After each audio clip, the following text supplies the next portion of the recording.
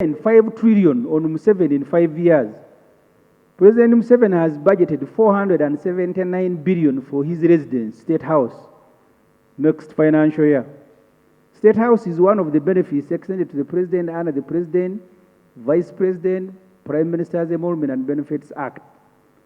Approved budget for State House this financial year is 508 billion, which was increased to 967 billion through supplementary requests.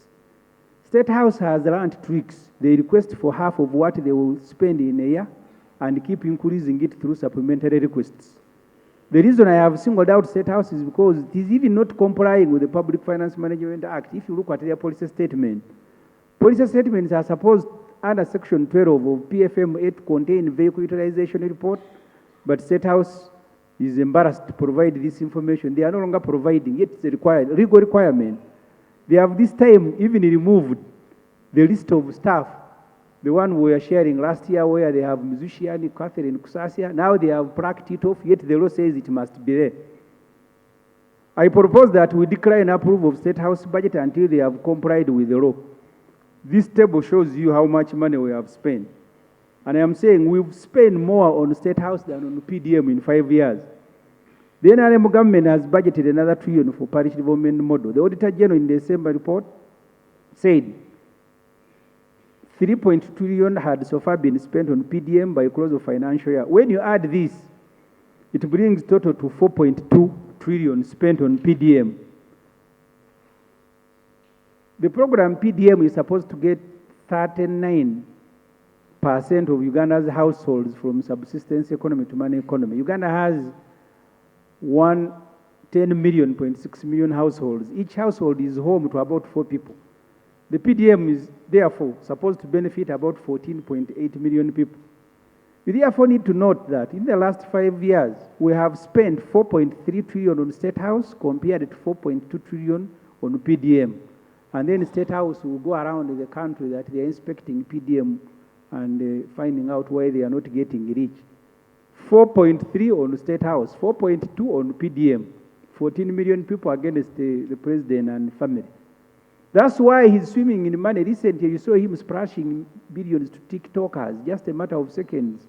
100 million to each of the 400 NRM MPs that attended Chankwanzi Muchaka drills.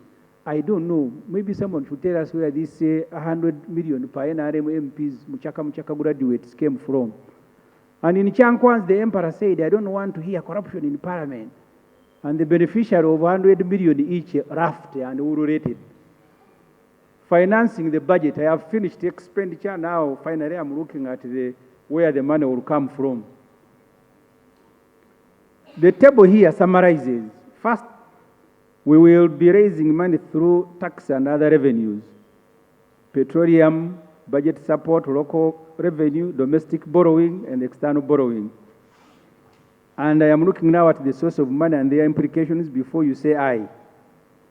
Taxing citizens out of existence. The NRM government wants to finance 52% of the budget through local revenue, mainly taxation. The rest of the money, 32 trillion, will be borrowed. Last financial year, Uganda Revenue Authority collected about 29 trillion. This table is just giving you the aggregate figures of what we will be raising through which tax. We have just finished passing taxes. Pay here, let them deny. On 17th April 2024, the Minister of Finance and Planning and Economic Development presented a supplementary, and I want to leave this just giving you how much money so far they has taken. He now wants 1.5 trillion. Right, Honorable Speaker and members, I am now going to the cost of borrowing, because I have told you some of the beneficiaries of the 33 trillion in this budget that we are going to appropriate. So you've heard the names of the beneficiaries. They are waiting for you here. On Monday, they will be in the banks. Right, Honorable Speaker, honorable members, we need to be very careful when allowing government to borrow huge sums of money to finance the budget. It has huge implications to the health of our economy. One of those implications is interest payment. Interest payment has now hit 46 trillion. Because of reckless borrowing, we have paid 21.6 trillion in interest on money, mainly borrowed from commercial banks and pension funds in the last 4 years. This financial year, 2026, 2025, 2026, we are paying 11.4 trillion in interest, and we have budget, in this budget, 13.8 trillion for next financial year.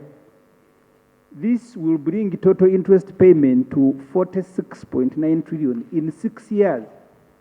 Honorable ladies and gentlemen, our people are working for commercial banks that are foreign owned. And below you will see these banks, because what we call domestic, it is these fellows just trafficking money. Kindly go back to because this table up here, it gives you the interest that we have paid over this period. And if you aggregate this interest, it equals a full budget of a full financial year. So in 4 years, in 5 years of our term, this particular parliament, we have had only 4 budgets. The 5th budget is for paying interest. I go to another implication of borrowing to finance the budget, commitment fees. Commitment fees hitting 763.7 billion in 2026-2027. The NRM government has budgeted 185.5 billion next financial year to pay for commitment fees. This is the money we borrow. This is the money we pay on loans contracted, but not yet utilized. In the last 5 years of our term in office, the NRM has spent 329 billion paying commitment fees for money borrowed but not utilized. When you add next financial year's commitment fees with the earlier one, you come to nearly 763. You borrow money, you don't use it, and then they charge you commitment fees, and you lose 763 billion. When you are naive, it is possible to be working for money lenders without noticing. It is up to the NRM government to prove that they are not working for money lenders. These money lenders are foreign. In mortgaging Uganda, the NRM government must prove that they are not agents of foreign interest. You closed Greenland Bank, Cooperative Bank, and sold Uganda Commercial Bank. You replaced them with foreign-owned banks from which you are borrowing lots of money and paying obscene amounts in interest. Who are you working for, you NRM? I now go to wages.